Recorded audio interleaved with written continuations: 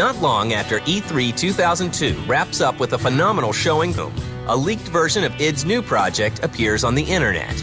We would get mail from people saying, I played the demo and it had all these problems. Whatever, it's not a demo, it was a stolen leaked executable. The notorious sort of Doom 3 alpha wasn't really even an alpha at all. It was actually a build of the game that had been built up for E3 that I'm not exactly sure how it got out. People got a hold of that, and of course, it began to distribute over the internet. We'd obviously prefer that something like that never happen, but it doesn't really hurt us that much.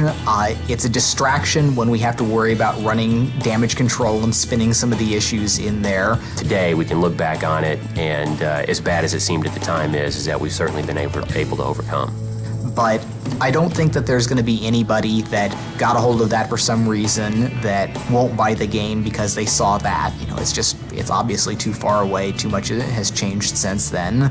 id forges ahead, making advances in a new area. They took my baby.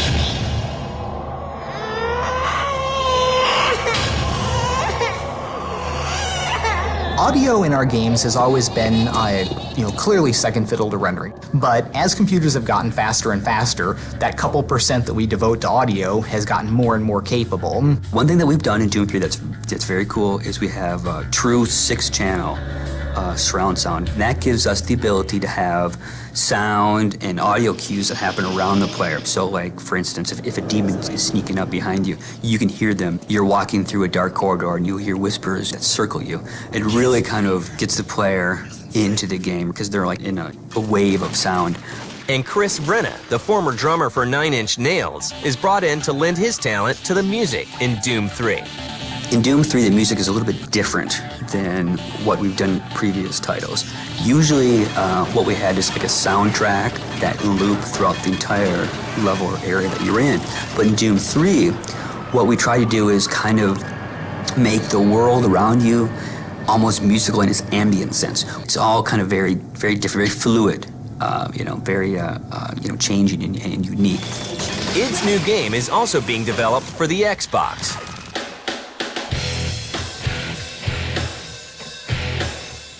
The original core rendering decisions for Doom were influenced very specifically by the capabilities of the Xbox. We knew at the time what the Xbox was going to be like coming out, and the rendering of what we do with geometry and surfaces and textures and all that was crafted around something that was going to be efficient on the Xbox. One of the great things about the Xbox is the technology in the Xbox is very similar to the technology that John looked at when he architected the engine. So all the features that you see in the PC version will be in the Xbox version. The dynamic lights, the physics, the bump mapping. Now, of course, there will be things that are different, but I believe that people that don't have a PC that have an Xbox will still be able to enjoy what the PC people will be raving about. Doom 3 is shown again at E3 in 2003 and 2004. Each time it appears, attendees are awed. Work on the game begins to wrap up.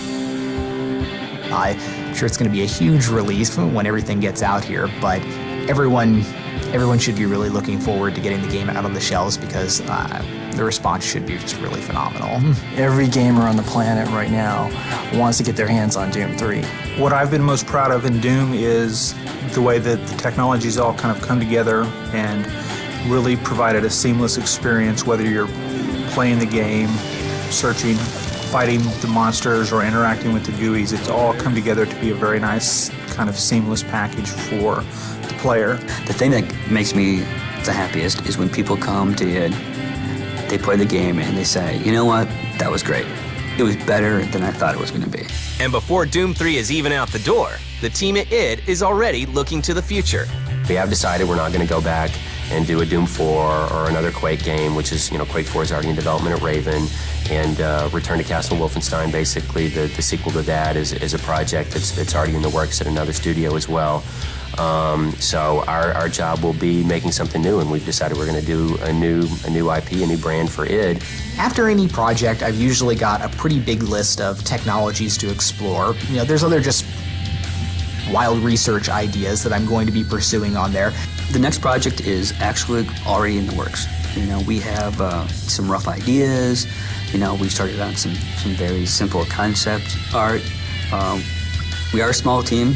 You know, we make games to stay in business, and that's what we need to do. So we will start on the next title relatively quickly. I think 20 years from now, we're going to look back at id as being a fundamental source for all that is great about interactive entertainment, and that there's going to be no way that there's not an id chapter when they get around to writing the history of interactive entertainment.